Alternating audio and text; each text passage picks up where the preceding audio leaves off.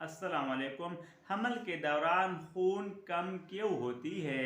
सबसे पहले इसकी जो बड़ी वजह है वो ये है कि हमल के दौरान इंसान के जिस्म में जो खून है, जो उसकी मकदार है वो ज़्यादा हो जाती है, जिसकी वजह से खून कम हो जाती है। इसको हम डाइल्यूशनल एनीमिया कहते हैं। इसके बाद जो दूसरे नंबर पर बड़ी वजह है वो खून में पोलाद की कमी है, जिसको आयरन डिफिशिएंसी एनीमिया कहते हैं।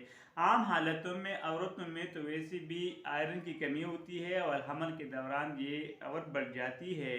तो इसकी वजह से आयरन डिफिशिएंसी एनीमिया या फौलाद की वजह से खून की कमी वाक़ई हो जाती है।